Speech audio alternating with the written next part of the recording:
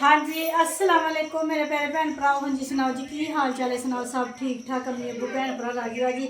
हाँ जी अलहमदुलिल्लाह शुक्र अल्लाह का असी भी ठीक हाँ। हाँ जी माशाल्लाह सुबह का टाइम 11 का टाइम हो गया है। नाश्ता नुश्ता बच्चों सारे कराता वा। मेरे बच्चे देखने डे मोबाइल से आरे लगे हुए हैं, कुछ अंदर बैठे हुए हैं कार्टून देखते पे एलसीडी। तो हाँ जी मेरे भैन भरा सब्जी बना ली। बच्चों ने पूछा असी की पकाना है तो कहते अस ना अज आलू मटर पका लो। ठीक है जी सब्जी भी बना ली है। तो कल साड़ी ना टूटी टुट गई सी सिंक की ना, तो फिर नाल दी बाजी घर जाके बच्चे बर्तन बुर्तन धो के लिया। ऐशा के पापा ने इन्ना तेज़ बुखार चढ़िया हुआ वा। कल जाके शामी पी ना फिर मैं उन्होंने दवाई लैके आई अली है नाल ले जाके। फिर ऐशा के पापा की तबीयत कुछ बेहतर है, बैठक के लम्बे पे है। तो फिर वो बाजारों जाके ना टूटी लैके आए हैं। ठीक है जी तो मैं कहा चलो ठीक है की करन दिया बेटा जी। तो मैं हूँ लगा ली थी मशीन ईद के कपड़े ना जोड़े बच्चों ने उतारे हुए है।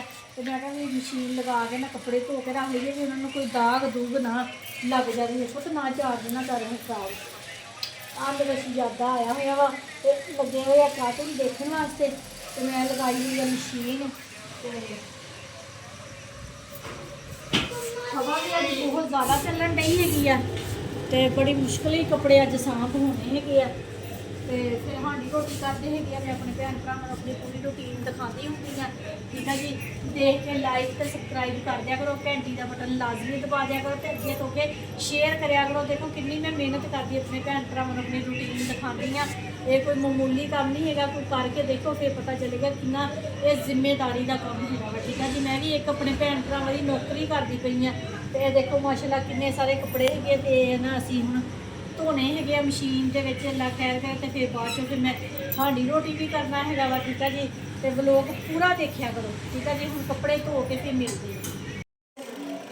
हाँ जी मेरे भैन भरा मशीन लगी हुई कपड़े धो डे। ठीक है जी सिर्फ ना हुण एक पूर रह गया तो नेरी बहुत ज़्यादा चलन डई सी। इस वजह के ना फिर मैं स्पिनर लगाता। मैं क्या भी चलो ना स्पिनर के नाल कपड़े कर करके ना अंदर कमरे च तार हैगी है साडे ते असीं ना उत्थे फुल जाके। हाँ जी की आ हाँ जी तो यह देख लो जी मानो बसीरत सवेर दियाँ शुरू हुई वा पापड़ लियाई जांदियां वा ते खाई जांदियां वा। ठीक है जी तो असी हुण लगे है हांडी बनान।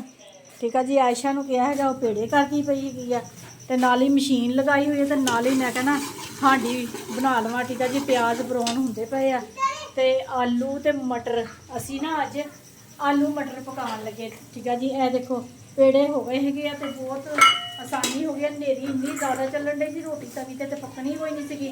तो साडा तंदूर हुण खुल गया है तो हुण अली हैदर नूं मैं कहा वा जाके पुत्त तू ना रोटियां लगवा लिया। रात बिरयानी बनाई सी तो बिरयानी भी है वा तो मैं जिन्होंने बिरयानी खानी वो बिरयानी खा लेंगे, जिन्होंने रोटी खानी वो रोटी खा लेंगे। ठीक है जी मेरे घर की पूरी रूटीन अपने भैन भरावां दे नाल मैं शेयर करती तो लाइक तो सबसक्राइब कर दिया करो। ठीक है जी तो अगे तो अगे शेयर भी कराया करो, अपनी भैन की हैल्प कराया करो। ठीक है जी ये थोड़ा प्यार होएगा मेरे लिए अगर तुम मेरा ब्लॉग अगे तो अगे शेयर करोगे। ठीक है जी तो हाँ जी मसाला मसूला भुनते है तो सालन बनाते है तो रोटी खाते हैं फिर ना देखते हैं भी होर केड़ा काम करने वाला वो करते हैं।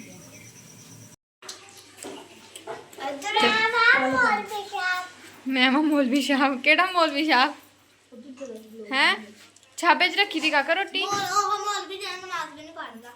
राफे राफे रोटी छापे च रख काका फैसलाबाद पढ़दा इत्थे क्यों नहीं पढ़दा फिर क्यों नहीं पढ़दा इत्थे लै नमाज दी केड़ियां छुट्टियां हैं कर बिल्लू इत्थे बिल्लू ने पढ़ी है ना बिल्लू बिल्लू नमाज पढ़ी काका कित्थे पढ़दा जमात विच अच्छा सही है बिल्लू ने तो पढ़ी भाई इत्थे भी नमाज इत्थे जमात दूर है कोई नहीं दूर मामू फैसल जांदा ओहदे नाल जाया कर।